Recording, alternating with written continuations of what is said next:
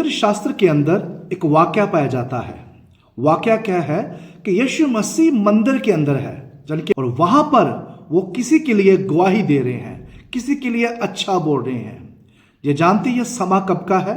सब्बत का दिन है और यीशु मसीह चर्च के अंदर है, कलीसिया के अंदर है, भवन के अंदर है। और ये भवन जो पूरी कलीसिया से, जो पूरे लोगों से भरा हुआ है।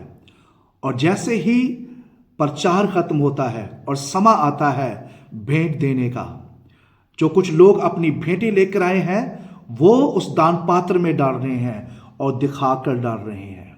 अब जानते हैं किसी ने कम, किसी ने ज्यादा, किसी ने बहुत ज्यादा डाला होगा।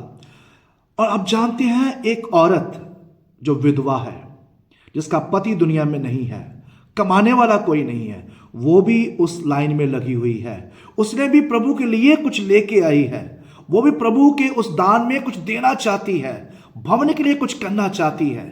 और आप जानते हैं उसके पास ज्यादा नहीं है, जैसे ये लोग दे रहे हैं वैसा उसके पास नहीं है। उसके पास कलाम कहता है सिर्फ 2 दमड़ियां, सिर्फ 2 सिक्के। जैसे ही उसने वो सिक्के दान पात्र में डाले तो कलाम कहता है तुरंत यीशु मसीह बोले सबसे ज्यादा इसने दिया है। कारण वो दमड़ियां जैसे ही उस दान पात्र में गई, अब मसीह ने उसके हाथ को देखा, यीशु मसीह ने उसके विश्वास को देखा कि इस औरत ने कल के लिए नहीं सोचा। मेरा विश्वास है कि अगर मैं बात करूं उस समय की, ये जो 2 दमड़ियां हैं, जो 2 सिक्के हैं, शायद उसके 1 दिन का खर्चा होगा या फिर 2 दिन की रोटी होगी, 3 दिन की रोटी होगी। लेकिन उसने कलाम पर विश्वास किया कि तू कल की चिंता ना कर। उस औरत ने उस विश्वास के साथ जो कुछ उसके पास था उसने प्रभु के लिए दे दिया। और परमेश्वर के पुत्र यीशु मसीह ने उसके लिए कहा कि सबसे ज्यादा इसने दिया। वो जमीन पर भी धनी गिनी गई और आसमान पर भी धनी गिनी जाएगी। प्रियजनों, एक और वाक्य है बाइबल के अंदर।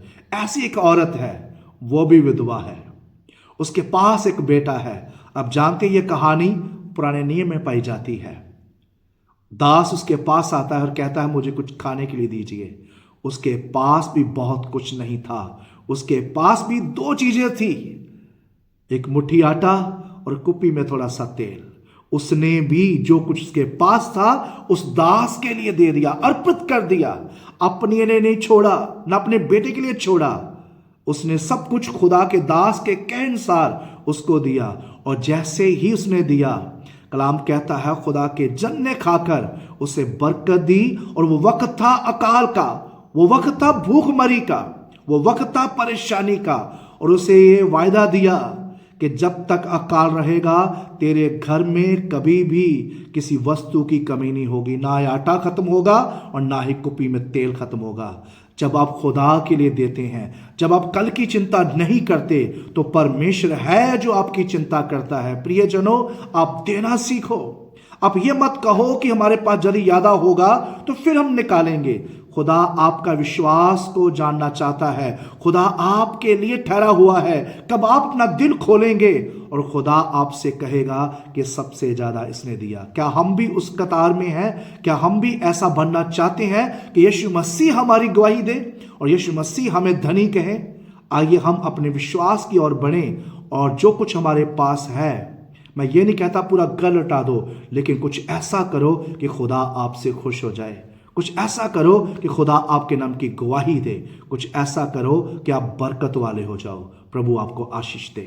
आमीन।